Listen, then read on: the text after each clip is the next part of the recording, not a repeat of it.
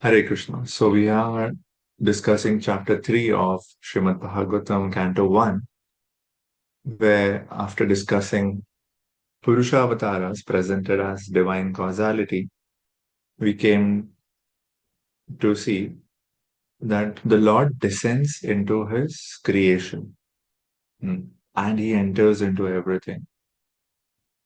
And that is the beautiful play of Krishna. So after describing the different avatars of Krishna, verse 28 concluded by establishing Krishna as Swayam Bhagwan, different from all other categories of avatars and expansions and amsha and kala. So Srila Jiva Goswami presents this verse 28 as the Paribhasha Sutra. It is a Shruti Vakya. It is a interpretive statement, through which we will understand the whole Bhagavatam. So other avatars are amshas or kalas, but Krishna is not another expansion. Krishna is the original source. Krishna is Swayam Bhagwan. So there are different forms of the Lord, and from an external lens, sometimes people interpret what they call Hinduism as polytheistic. There are so many gods you have. It's not polytheistic. There is Swayam Bhagwan and there are Amshas and Avataras. You didn't take the trouble to understand it. So, what is, if we are not having polytheism, what are we practicing? We have a system of what we call as personal plurality. It is the same one Bhagwan with many eternal manifestations. So, when we understand that, oh, these gods are not competing with each other, they are not independent or separate. They are expansions or manifestations from the one Swayam Bhagwan. So that is the principle of personal plurality. God is personal, but from that one personal God, there are plural, many eternal manifestations. This is the conclusion of our discussion so far.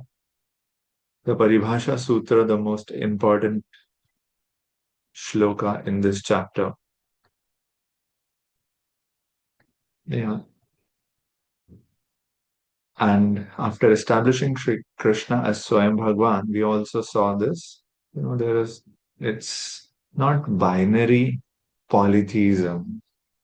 These are not competing separate gods. Neither is the understanding of God one of featureless or uniform absolute oneness. No, it is, as we discussed, personal plurality.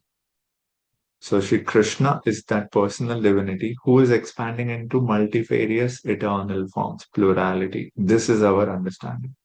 And there is unity in all of them. So here we see the presentation of chapter 3. It starts with cosmic causality.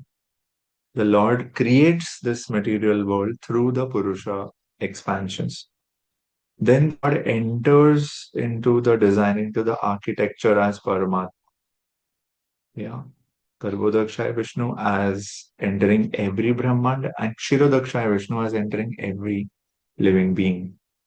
Not just that, he doesn't just stop at his immanence as Paramatma. He comes personally when divine, when a divine entity from a spiritual realm comes down to the material realm, that is called avatar. So there is divine intervention. So there is causality, immanence, Puruṣa-avatāras, and then there is intervention, the various other avatars. All of this we can see through the lens of bhakti. And this is all leading to Krishnastu Bhagavan Swayam Shri Krishna as the source, the original source, in which we find the highest divine intimacy. Okay, so we are discussing that how different avatars relate to Shri Krishna. And if you remember, I have also shared a map and a text with you, which we'll try to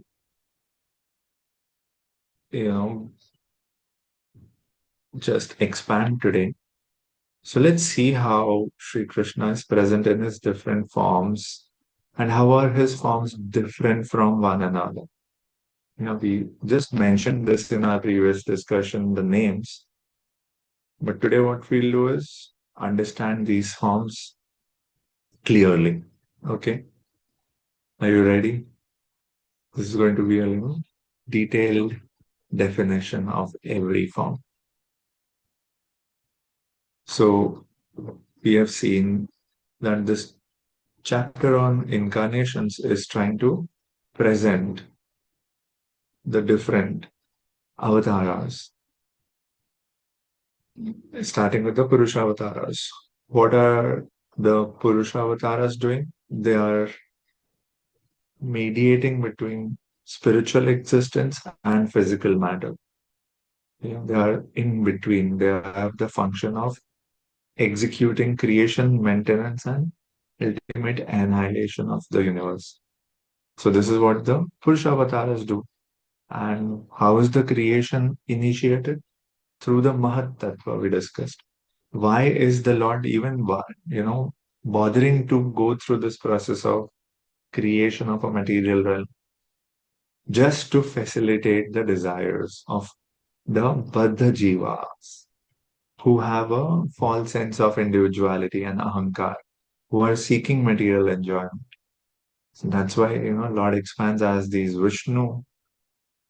three Vishnus as Puruṣa-avatāras for the purpose of creation. So the first expansion, Karana-daksha Vishnu, is completely transcendental to the gunas. We have seen Karana-daksha Vishnu is residing in the Karan Sagar. And Karan Sagar, the material creation is apart. It's on the other side of the Karan Sagar.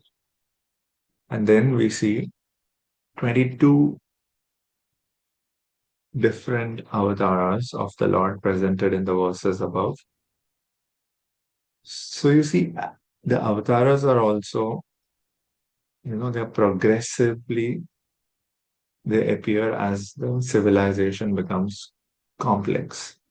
It starts with very simple, simple forms as Varaha, Matsya, Kurma. Yeah, when there was still cosmic instability and there was global, inundations, pralaya was happening. In these environments, the role that these avatars perform is one of protection. Yeah, and their role is at a planetary level. So initial avatars come in the simple forms. And then we see that as human society develops and evolves into, there is administration, there is hierarchy, you have kings, lawgivers, and philosophers. So when human society is organized, then we have avatars which are not at a planetary level, but at a individual level. Like Prithu Maharaj, who's coming and helping restore the beauty and the produce of Mother Earth. And King Rishabh-dev is coming to establish a system of spiritual liberation. Yeah, he's instructing his sons to undergo tapa. When can you do this? When a human civilization is already very advanced. Yeah, so, and then Vyasdev, who is, making scriptures accessible to all. And Sri Ram, who establishes governance, how to practice dharma, yeah, through his superhuman deeds. So these are avatars who come at, in sequence. And we also saw Lord Buddha. Lord Buddha's specific role was to address the decay that had happened in Vedic authority. Yeah. So how did he do it? By temporarily, rejecting or subverting the Vedic authority itself. Why? To establish ahimsa. Because there was so much corruption in the name of ritualism. Lord Buddha had to temporarily subvert Vedic authority. He did not reject it forever, For that situation, it was undermined or it was subverted. Yeah. And finally, we saw Kalki avatar will mark the close of this cycle at the end of Kali Yuga, when he'll perform physical purification, when the whole civilization is going to collapse into lawlessness. Okay, so these were the various avatars that we discussed. And we also touched upon how different categories have different attributes. Sri Krishna has all 64 attributes. And Vishnu Tattva next to Krishna Tattva, and then there is Vishnu Tattva. Vishnu Tattva has 60 of these 64 attributes. What are the 4 attributes which are unique to Sri Krishna, which are not even found in the Vishnu Tattva? The 4 attributes related to the sweet pastimes of Vrindavan. Līlā-madhuri. Līlā-madhurya means the sweetness of Krishna's Leelas. Bhakta-madhuri, the sweetness of Krishna's intimate relationships with his devotees. Then there is Venu-madhuri, the sweetness of Krishna's flute playing. And finally, there is Rūpa-madhuri, the sweetness of Krishna's spiritual beauty. So these 4 attributes are unique to Sri Krishna. And even other Vishnu Tattvas do not possess them.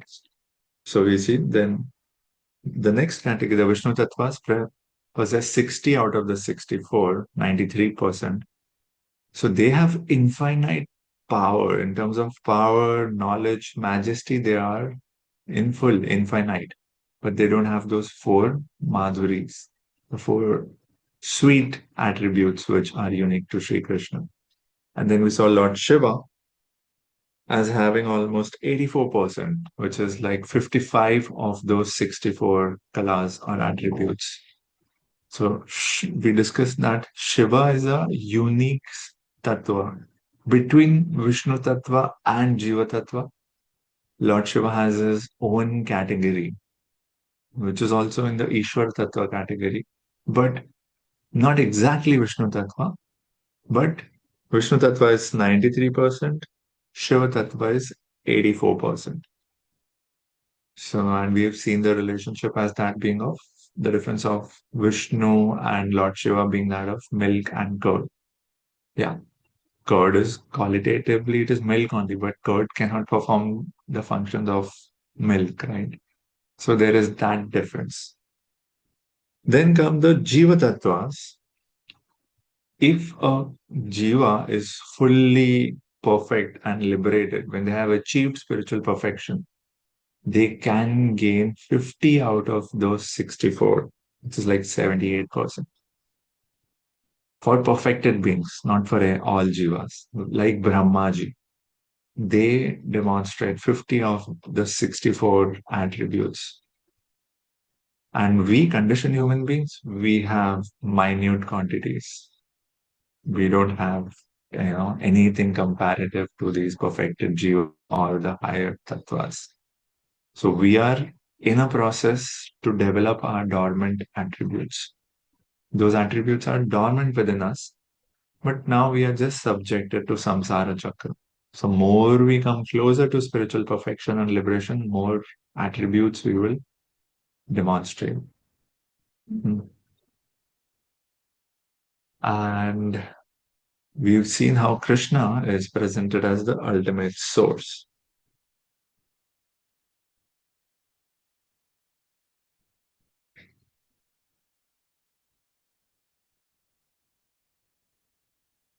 There's, a lot of discussion, but, we'll not enter it. We'll just present an overview how different sampradayas view this Paribhasha Sutra. We saw that, we treat this as indicating that Krishna is the original ultimate source.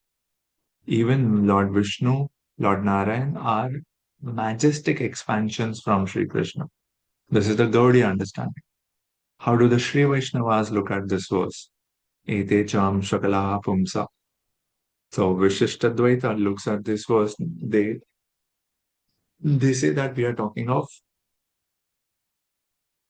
that other incarnations are empowered, but Sri Krishna and Rama, they are complete and direct manifestations. Krishna and Sri Rama are Purna avatar of Narayan. So they see Narayan to be the supreme Parabrahman, and they say all forms are equal, ontologically equal. You should not differentiate between any form. All forms are of the same power and same category. Sri Krishna and Sri Ram are Purna-avatāras of Narayan. That is how they understand this. And the Dvaita school of Srila Madhvacharya, they see it in the sense that all forms of Vishnu are completely identical. Don't, create any differences. There is no difference in any of them. So we see that Krishna is the original form, right? And Krishna is demonstrating the highest transcendental sweetness, Madhurya, and which is superior to the Aishwarya or majesty and awe associated with Lord Narayan. So this is the Gaudiya understanding. And Krishna is the original form with sweetness, and Lord Narayan is an expansion who has majesty and awe or Aishwarya. So the Dvaita tradition sees that all are equal. To consider any difference between them is a mistake. They all have same Shakti, but how much do they demonstrate or manifest that Shakti is the question. That is called Shakti Vyakti. How much of the Shakti is being Vyakta? So depending on the mission, is the Lord manifesting a full power or partial power? That's the only difference. They have all of them have all Shaktis in full, but which form manifest what Shakti depends on the mission. So this is interesting, if you are keen that you can pursue this thread further to see how these different Vaishnava traditions look at the same verse of Krishna's to Bhagavan Swayam. Okay, now let us come to understanding the different expansions of Krishna. We'll refer to this diagram. You also have it with you. You can also keep zooming in whenever you like. So we are going to discuss a little bit on how, after understanding Krishna as Swayam Bhagwan, we'll see how different incarnations expand from him. Okay. So first is we begin from the highest realm, Goloka Vrindavan. In Goloka Vrindavan, Krishna is demonstrating his Svayam-rūpa. Yeah.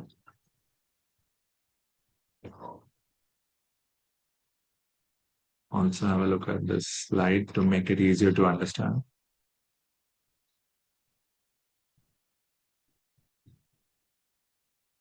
Yeah. So how does the Lord expand from one to another?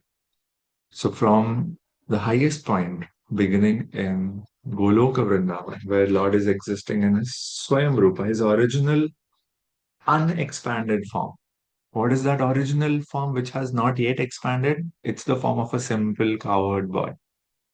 From this singular point of origin, then the Lord descends through his manifestations of Svayam-prakāśa, as we see in the chart here. Are you able to see the chart also, or are you seeing the presentation?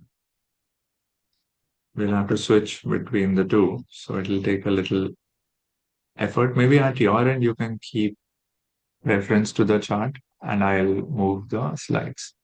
So from the Svayam-rūpa, Krishna first expands to his svayaṁ-prakāśa, which are of two types, Prabhav-prakāśa and Vaibhav-prakāśa.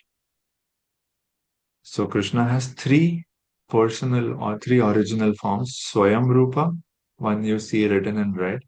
Svayam-rūpa, then Tad-ekātma-rūpa, again in red, and then Avesha. So in these three forms, the Lord, these are his original forms. So we'll understand each of them. First, from that Svayam-rūpa come his own expansion, personal expansion, Svayam-prakāśa, which are of two types, Prabhav-prakāśa and Vaibhav-prakāśa. Yeah, let's understand a little bit about these. So what is changing? Remember, form, emotion, and power. These are going to be the three variables which are going to change as we go through the different expansions. And the more it is complex, the higher it is in the hierarchy reaching towards Goloka. Then come Mathura and Dwarka, which are transitioning between Krishna's personal feature and the Vaikuntha majesty. Between the sweetness of Goloka and the majesty of Vaikuntha is the Mathura and Dwarka, where it's a mixture of the two. So first is Krishna's Svayam-rūpa. Now let us understand what is Svayam-rūpa first, and then we'll... Yeah, can you see the slide now? Yeah. So Krishna's original unexpanded form is Svayam-rūpa, which is that of a cowherd boy in Vrindavan. That is what, we worship. And this is the starting point of all expansion, the Svayam-rūpa, original unexpanded form, which then first expands. The first multiplication is Svayam-prakāśa. Svayam means his own, and Prakāśa is expansions. So what is Svayam-prakāśa? You can also have a look in the diagram. From Krishna's Svayam-rūpa, first comes Svayam-prakāśa. Svayam-prakāśa are his beginning of his expansions. Yeah. They have the same nature and same appearance as Svayam-rūpa Sri Krishna. Okay, so nature is same and appearance is also same. So within Svayam-rūpa, we have two types. There's Svayam-rūpa of Sri Krishna as a cowherd boy in Vrindavan, and there is then Svayam-prakāśa. Within Svayam-prakāśa, there are two categories, Prabhav-prakāśa and Vaibhav-prakāśa. Okay, let me move the slide. So what's the difference between these two? You can also keep looking at the diagram. That the Prabhav-prakāśa, the first subcategory of Svayam-prakāśa is Prabhav-prakāśa. What? When the Lord is expanding himself into many identical forms at the same time to perform specific Līlās. An example is given of Ras Līlā, where Sri Krishna is appearing and dancing with each individual gopi. And Sri Krishna in Dwarka with his 16,108 queens. Each queen had a personal form of Sri Krishna. Why did Sri Krishna do that? To maintain a unique relationship with each of his queens. Yeah, so these Prabhav-prakāśa have the same form and the same emotion. Remember, of the variables that we discussed, Prabhav-prakāśa have the same form and same emotion as Svayam-rūpa Sri Krishna. So it is, why does Krishna expand into so many then? So the very purpose of Prabhav-prakāśa is that Lord is demonstrating his omnipotence and his desire to reciprocate perfectly with the love of every devotee. without compromise. He wants to be present with every devotee in full. That is why he expands into Prabhav Prakash. So there is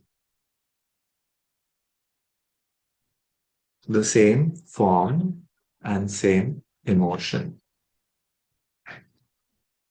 Then there is, even,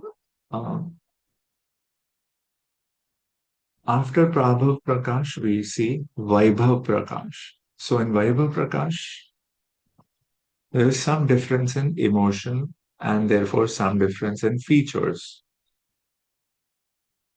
So here we see that in contrast to the first, in contrast to the Prabhav Prakash, in Vaibhav Prakash, what happens? Lord's form is manifested differently according to different emotional features.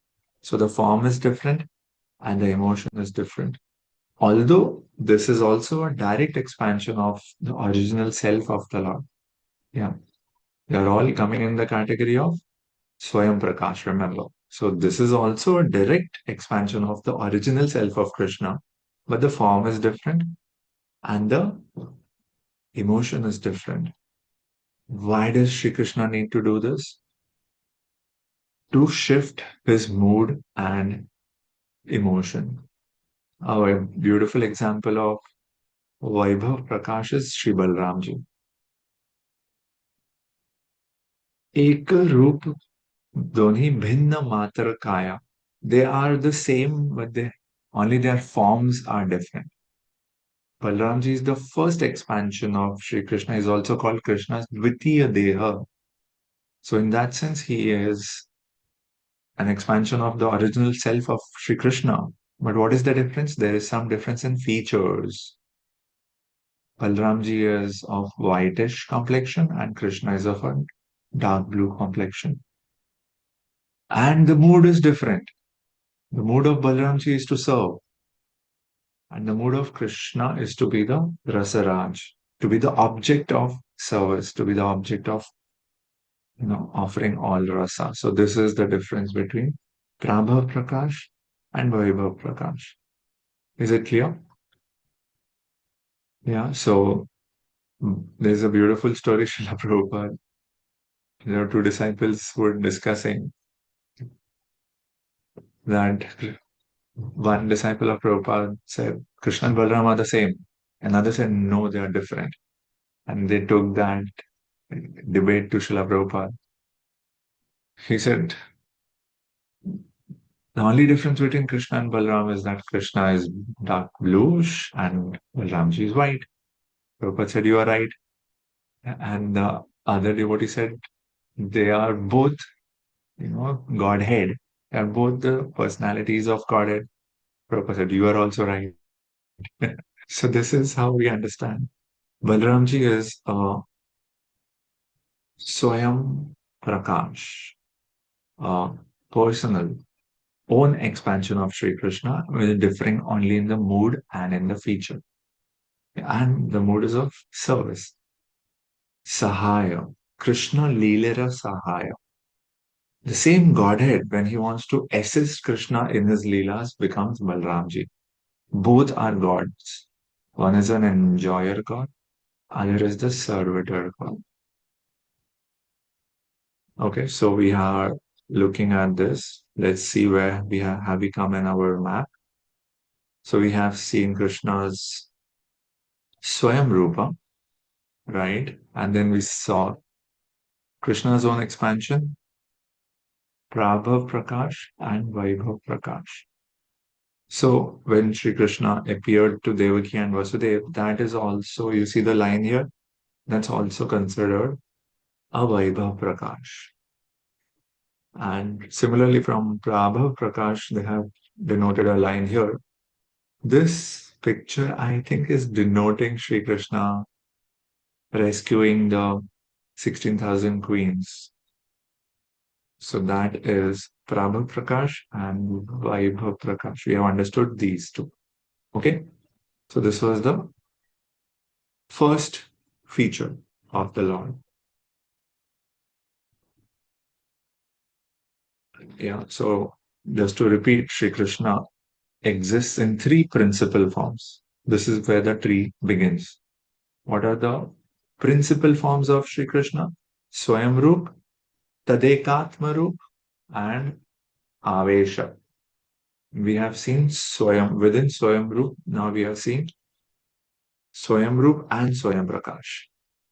And within svayaṁ-prakāśa, we saw Prabhav-prakāśa and Vaibhav-prakāśa. Is this clear? Now we are moving to Krishna's second principal form, which is Tad-ekātma-rūpa. This is very beautiful. Tad-ekātma-rūpa is, what is the difference in this? The form, the body is a little differently manifested, and the features are also different, emotions are also different. So now we are moving to Tad-ekātma-rūpa. You see, this is now coming in the realm. If you look at the right side, we are entering the realm of Mathura and Dwarka. So just for you to note, the first principal form of Sri Krishna was Svayam-rūpa. The second principal form of Sri Krishna is Tad-ekātma-rūpa. And now let's see what is within Tad-ekātma-rūpa. We see these Vilāsa expansions. We'll understand them. So within Tad-ekātma-rūpa, so now we are moving from the intimacy of Goloka to the majesty of Vaikuntha. So in that transition category, we find Tad-ekātma-rūpa manifestation. So in this, the Lord's form are manifested differently. The Lord's transcendental emotions are different. And Tad-ekātma-rūpa includes the Vilāsa expansions. Vilāsa expansion, as we discussed, is the bridge between the, beautiful cowherd pastimes of Sri Krishna to the majesty of Vaikuntha. So Tad-ekātma-rūpa and the Vilāsa forms are between these two. So they are representing the Aishwarya feature of the Lord. So here the Lord begins to display his formal majesty as the king of the universe. So we here see that in the Vilāsa expansion, the first one is Prabhav-Vilāsa and the second one is Vaibhav-Vilāsa. Just as we had Prabhav-prakāśa and Vaibhav-prakāśa, within Tad-ekātma-rūpa, we are having Prabhav-Vilāsa and Vaibhav-Vilāsa. So let's understand what is presented in these. These are the Vilāsa or the pastime expansions.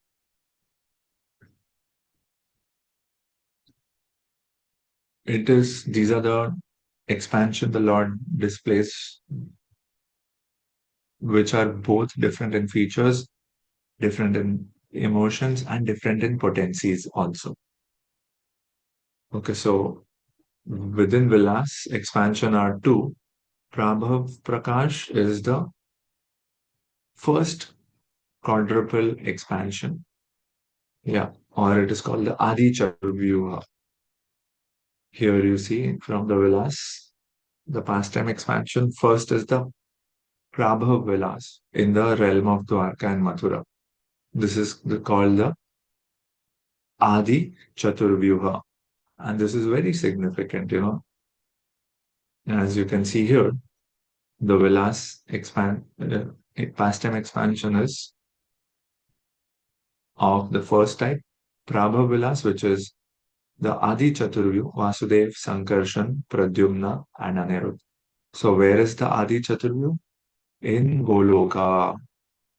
Although it is in Dwarka and Mathura, still it is in Goloka realm.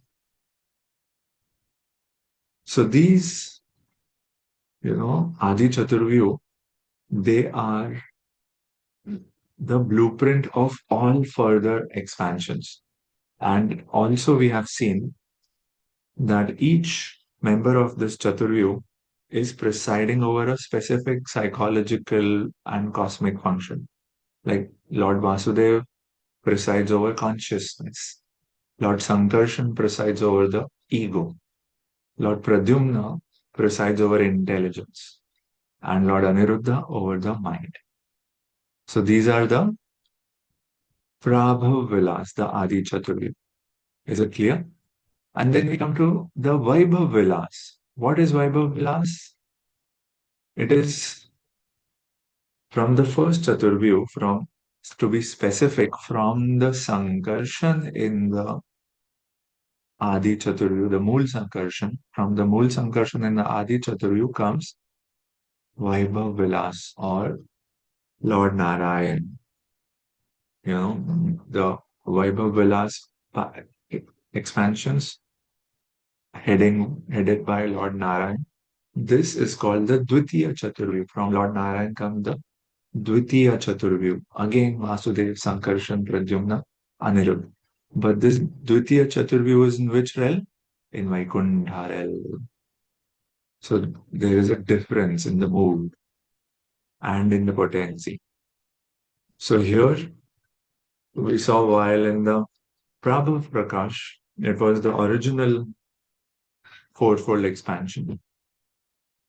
Vaibhav Vilas is the second quadruple expansion coming from Lord Nārāyaṇa. And within this second quadruple expansion, you can see here, there are 24 distinct forms of Lord Nārāyaṇa. Like Keshav, Madhav, Padmanabha, you see all these names written. Why 24? Different forms according to how the position of Shankha, Chakra, Gada and Padma are arranged in their hands. So the position changes and the name changes. So 4 factorial, that is how many different combinations can happen of holding Shankha, Chakra, Gada, Padma.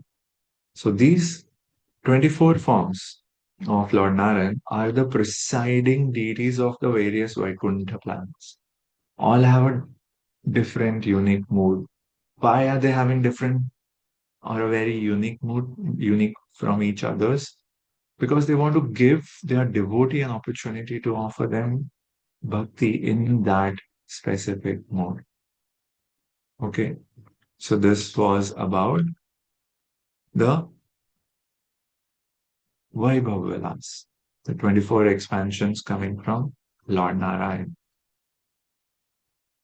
Just how the weapons or the paraphernalia are placed in their hand, that leads to different combinations. And then, this also further expands 3 times.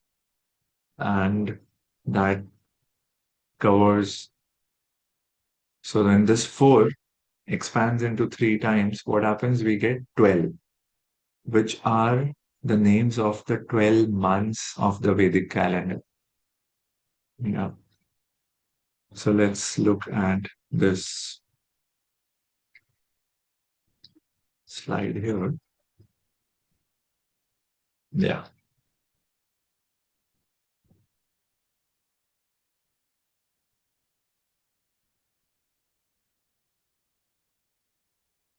So after Svāṃśa, now we saw the second category of Tad-ekātma-rūpa, where the emotion is changed. So there is both the form and the emotion are differently manifested from the original Svayam-rūpa. Yeah. And within Tad-ekātma-rūpa, we saw Vilāsa expansions, which are shifting from the intimacy of Vrindavan to the majesty of Vaikuntha. And within the Vilāsa expansions, first one was the Ādi-catur-vyūha. And then we enter Vaikuntha, presided by Lord Nārāyaṇa. Now the mood changes to opulence, Aishwarya, awe and reverence. Now this is infinite Vaikuntha planets before we move to the boundary of the material creation. And within this Vaikuntha planets, as we saw, the second Chaturvyuha, when it expands 3 times, we have these 24 forms of Vaibhav Vilas. second quadruple expansion generated from the Ādi-catur-vyūha. Just how the arrangement of their paraphernalia is, depending on that, we have all these beautiful forms which are presiding over different Vaikuntha planets. Govinda, Vishnu, Keshava, Rishikesha, Padmanabha, Damodar, Sridhar, Vamana, Trivikrama, Nārāyaṇa, Madhava, Madhusudana, and so on. And now, after understanding the Tad-ekātma-rūpa, then we come to the third. You remember we discussed that there are three principal forms of the Lord. We studied Svayam-rūpa, within which there was Svayam-prakāśa, Prabhav-prakāśa, and Vaibhav-prakāśa. Remember? Krishna in Ras Līlā with the queens of Dwarka, Krishna with then as Balramji. And then we came to Tad-ekātma-rūpa, which had the Vilāsa expansions. Within Vilāsa, we saw first Prabhav Vilāsa, the Ādi-catur-vyūha, and then we saw the Vaibhav Vilāsa, the Dvitīya-catur-vyūha, from which come the 24 expansions of the different Vaikuntha planets. So we have covered Svayam-rūpa and we have covered Tad-ekātma-rūpa. To show you from this chart,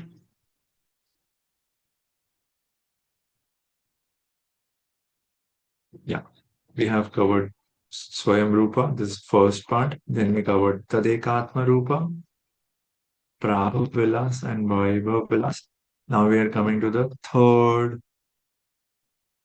form, the third principal form of the Lord, which is called Svāṃśa. Are you with me so far? So, from the Sankarshan in the second Chaturvyuha come the Puruṣa-avatāras, starting with Karunadaksha. You see, here it is presented, Svāṃśa. So this is what we are going to discuss now. And where are they situated? These Puruṣa-avatāras are no more in the spiritual realm now. They are not in Vaikuntha or Goloka. Now they are at the borderline between the spiritual realm and the material realm. Karunadaksha Vishnu is at the, here it is mentioned, it's in the Virja. The Virja divides the spiritual and the material realms. And then Garbhodaksha Vishnu literally enters into the material cosmos. So at least Karunadaksha Vishnu is above the gunas and beyond the creation. So let's understand the Svāṃśa now. So here, Svāṃśa are, as the word goes, svayaṁ-rūpa, personal expansion.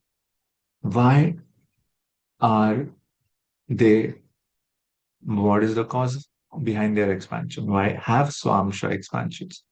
They are descended specifically to interact with the material energy. What we saw previously was Krishna's spiritual energy.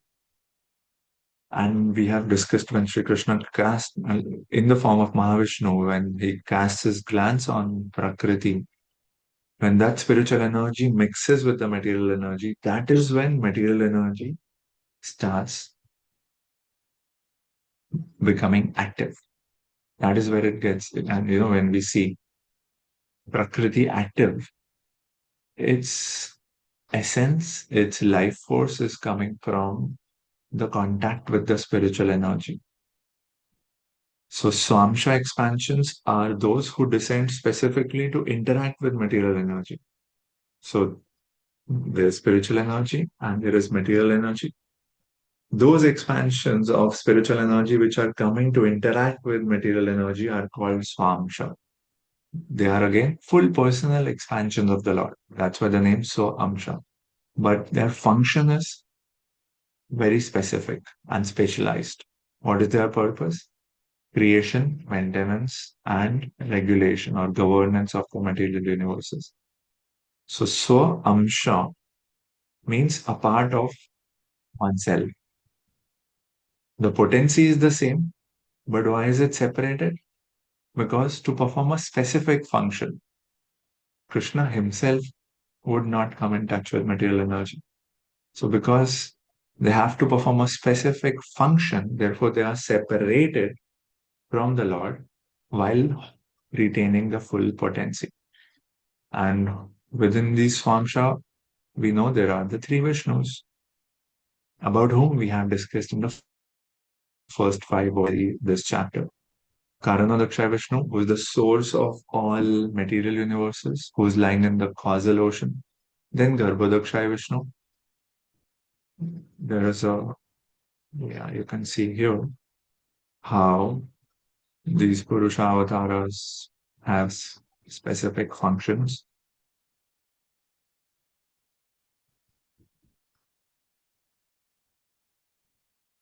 Yeah. So Karanadaksha Vishnu is the source of all material universes. Garbhodaksha Vishnu is the Samashti Paramatma. Means he's entering into each individual universe and giving that universe life and structure. Samashti.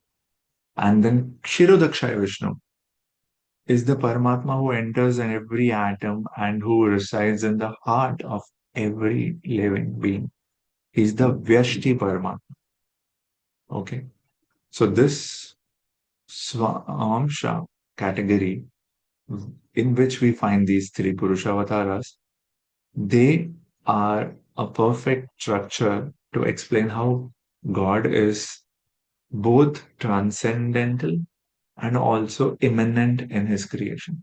We say Krishna pervades. Maya tatamidam sarvam jagat avyakta murtina. So I'm the Paramatma of the entire universe, while I also have a transcendental form. So this Svāṃśa category is that structure which explains how God is both transcendent and also immanent. You see how each category is performing a specific function and holding a specific principle. Right? So we are now coming further.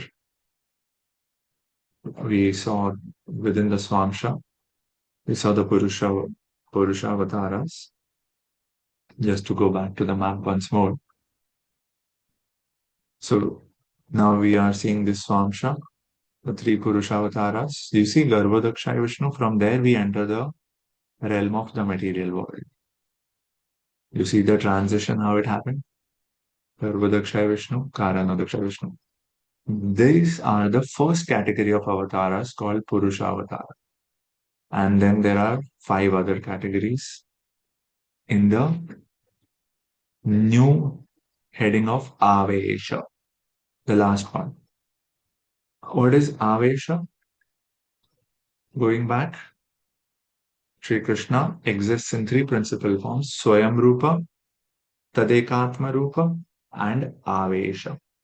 So now we are coming to Avesha.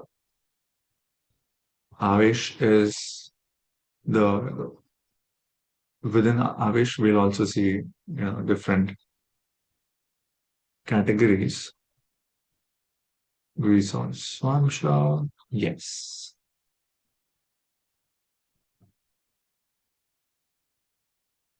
I'm just here's the slide. So as we saw, now we are entering into the material realm from the third unique original form of Lord Krishna. Svāṃśa is how the original Godhead interacts with the material realm. So Svāṃśa expansions are, first we saw, in the Svāṃśa, we saw the Puruṣa-avatāras. And now we are coming to Avesha. Avesh is how we explain how does the divine interact with this material realm. So who is an Avesha? Avesh, as you see the name, Avesh means empowerment, an empowered soul. So there are jivas, like us, living entities, who are empowered by the Lord with a specific portion of his Shakti. That Shakti could be either Jnana Shakti or Kriya Shakti. The idea is that Avesh is not Bhagwan, Avesh is not Krishna himself. Avesh is a separate soul who is acting like a vessel for Lord's power. We saw this example of a wire, copper wire carrying electricity. So copper wire is dead. It's jiva. It doesn't have, that potency in itself, but electricity is giving it that power. So think of Avesh as a copper wire which is infused with electricity. The electricity is the Avesh or the empowerment of Sri Krishna.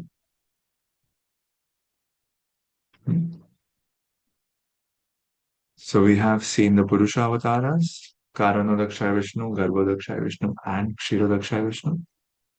And Avesh is an living entity who is empowered by the Lord with either divine knowledge or strength to execute a specific function.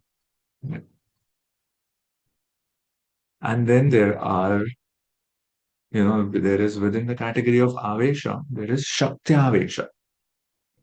Shakti Avesha. There is direct and indirect. Direct means there is direct empowerment by the Lord, like Kapil Muni, Rishabh Dev. They are Bhagavad Avesha. Within the category of Avesha, Shakti Avesha, there are two. When the empowerment is direct, it is called Bhagavad Avesh. And when that empowerment is indirect, and the potency is a little relatively lesser, it's called a Vibhuti. So within the category of Vibhuti, we have Sheshanag. What is the empowerment that Sheshanag has been given? He has been given with the Seva Sevana Shakti, the service potency. Anantadev, he is empowered with Bhudharan Shakti, the Shakti to bear the planets.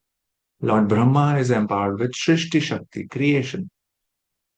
The four Kumaras are empowered with Jnana Shakti. Narad Muni is empowered with Bhakti Shakti. Prithu Maharaj is empowered with Palan Shakti. And Parshuram is empowered with Dushta Damana Shakti. So these are the direct and the indirect Avesh avatars of the Lord.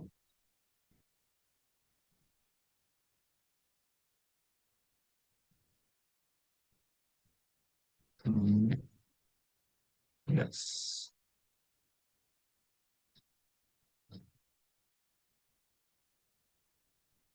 Then there are Līlā-avatāras. Līlā-avatāras are avatars which descend for performing specific Līlā. Yeah. Extraordinary Līlas in the material realm to attract the conditioned soul. That's the role of the Līlā-avatāras. And here, 25 specific forms are given, as you can see, from the Kumaras to Narad Muni, and Varaha Matsya, Sri Ramchandra, Parshuram. The main purpose or the function of these Līlā-avatāras is that the shlok that Sri Krishna mentions in Bhagavad Gita, Yada Yada Hi Dharmasya. So to protect the pious and to destroy the miscreants and to uphold dharma. That's the role of these Līlā-avatāras. Okay, they descend into the material world to perform extraordinary deeds. These are the Līlā-avatāras. Then there are the Guṇa-avatāras, about whom we've also discussed before. They are the presiding lords of the three different gunas. They are managing, they're presiding over, Lord Brahmaji is presiding over the Rajogun, creation. Lord Vishnu is presiding over Sattvagun, maintenance. And Lord Shiva is presiding over ignorance or destruction. So these three are Guṇa-avatāras, but Lord Vishnu here is a direct expansion. Lord Brahma is a Jiva.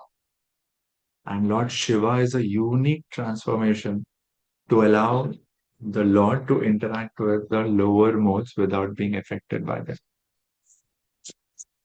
So this we have discussed at the end of chapter 2. And after the Guṇa-avatāras come Yuga-avatāras. Each yuga has a different avatars. To establish religion in each yuga, the Lord takes a specific avatar, which is called a Yuga-avatar, and they have different colors. They are identified by their different colors. White for Satyug, red for Treta Yuga, dark blue for Dwapar Yuga, which is Sri Krishna, and black for Kali Yuga.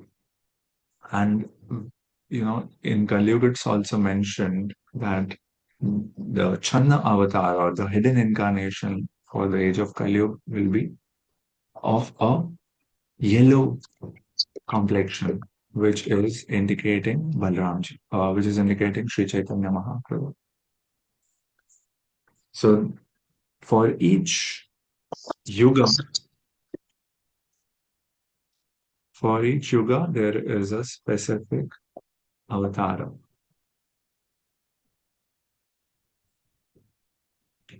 So they are performing the function of upholding dharma. So for our current age of Kali Yuga, Sri Chaitanya Mahaprabhu is the Yuga-avatar. And he has presented what is the way to uphold dharma in Kali Yuga, which is, what is the Yuga dharma? Harinam Sankirtan.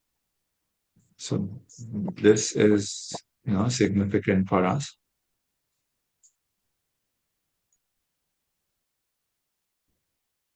And after Yuga-avatāras, we have Manvantara-avatāras. Within each day of Brahma, there are 14 Manus. And in the reign of each Manu, there is one avatar. So 14 Manus and 14 Avataras in each Manu, starting with Yajna and with different ones, Hari, Vaikuntha, Vamana, Rishabha, Sudhama. So these are the Manvantara-avatāras, the avatars appearing in each reign of a different Manu. So 14 Manus in one day of Brahma, therefore 14 Manvantara-avatāras. And it's mentioned that among these 14s, Yajna and Vamana are also included in the list of the Līlā-avatāras. So the purpose of these avatars, the role of Manu is to guide the human society. And that's also what the Manvantara-avatāras come for. They appear to guide the human race while the Manus are presiding. So this is just the governance feature of the Lord. And we've also seen the Shakti-avesh avatar. Shakti-avesh avatar, we saw two categories. Bhagavad-avesh, when the empowerment is direct, like Kapil Dev and Rishabh Dev. And when the empowerment is indirect, it is called a Vibhuti. And we have seen those different, how they specifically empower. So these are, Vibhutis are, like Sri Krishna says in the Bhagavad Gita, Yadyat Vibhuti Mat-sattvam. These are different. Everything that we see in this creation, in one sense, is just a spark of Krishna's splendor. So these Vibhutis, we saw that list, they have been empowered with Krishna's Shakti. So what is the understanding? That every single expansion, whether it is at a planetary level, Garbhodakshaya Vishnu, or Kshirodakshaya Vishnu who is entering into a single atom, it is tracing a unbroken lineage back to Swayam Bhagwan, Svayam-rūpa Sri Krishna. All expansions are coming from him.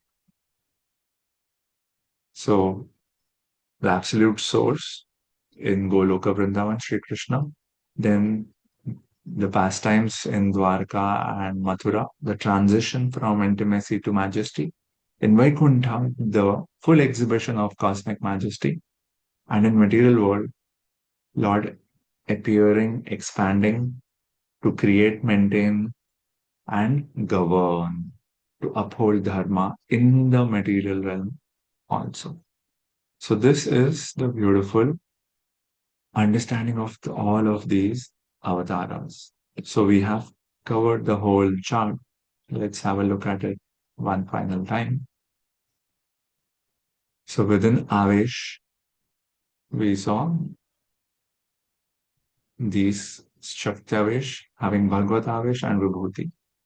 So there are these 6 categories, starting with Puruṣa-avatāras, Līlā-avatāras, Guṇa-avatāras, Yuga-avatāras, Manvantara-avatāras, and Shakti-avesh-avatāras.